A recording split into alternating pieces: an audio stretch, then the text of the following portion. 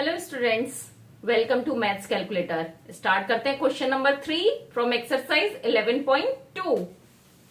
से ट्रू और false and justify your answer. अब यहाँ पे कुछ स्टेटमेंट्स दिए हैं, कुछ इक्वेशंस दी हैं, उनको हमें बताना है ये ट्रू है या फॉल्स है और उनको जस्टिफाई करना है कि हम जो आंसर दे रहे हैं, स्टेटमेंट दे रहे हैं कि ट्रू और फॉल्स, वो क्यों है।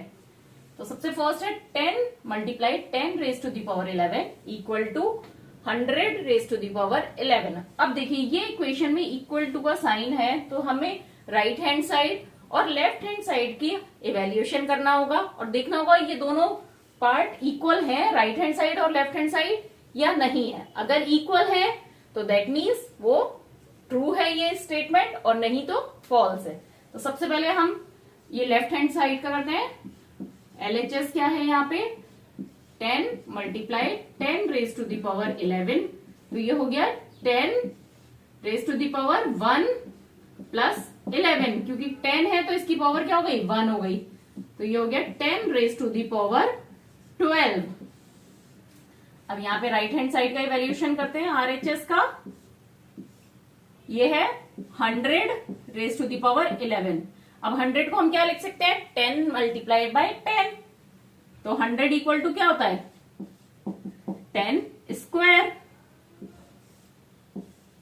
तो यहां पे लिखा हमने इक्वल टू 10 स्क्वायर ब्रैकेट के बाहर 11, तो that means 10 raise to the power 2 multiply by 11, that is 10 raise to the power 22।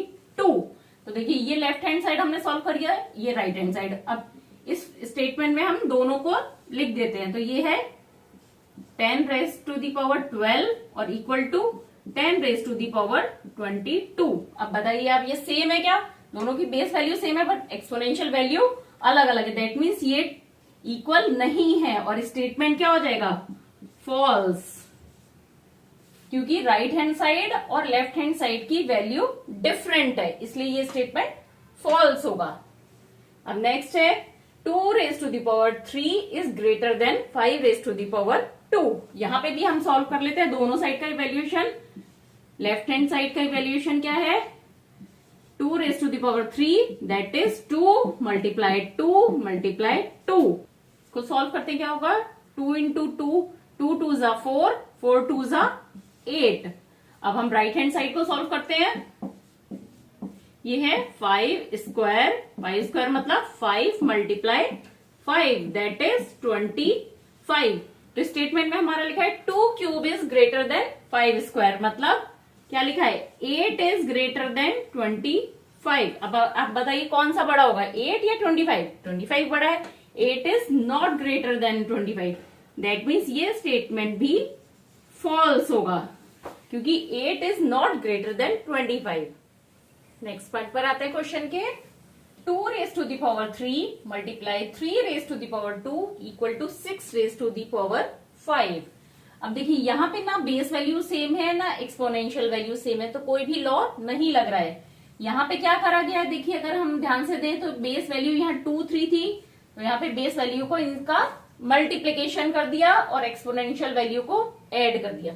तो बेस वैल्यू का मल्टीप्लीकेशन कब होता है जब एक्सपोनेंशियल वैल्यू सेम हो, मतलब ये इस सिचुएशन में अगर ये 6 रेज टू द पावर 5 कब कर सकते थे जब 2 की पावर भी 5 होती और 3 की पावर भी 5 होती, तब हम इन दोनों को मल्टीप्लाई करके आंसर लिख सकते थे 6 raise to the power 5। But यहाँ पे 2 की पावर क्या है 3 और 3 की पावर है 2, दैट मीन्स ये स्टेटमेंट फॉल्स होगा।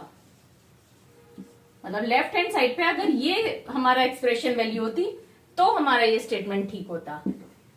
अब क्वेश्चन का लास्ट पार्ट करते हैं। 3 raise to the power 0 equal to 1000 raise to the power 0। तो अब देखिए यहाँ पे 3 रेज टू द पावर 0 की वैल्यू क्या होगी 1, और 1000 रेज टू द पावर 0 की वैल्यू क्या होगी 1, क्योंकि किसी की भी एक्सपोनेंशियल वैल्यू अगर 0 है तो उसका इवेल्यूएशन क्या होगा 1, दैट मीन्स ये स्टेटमेंट ट्रू होगा क्योंकि लेफ्ट हैंड साइड और राइट हैंड साइड दोनों की ही वैल्यू 1 है।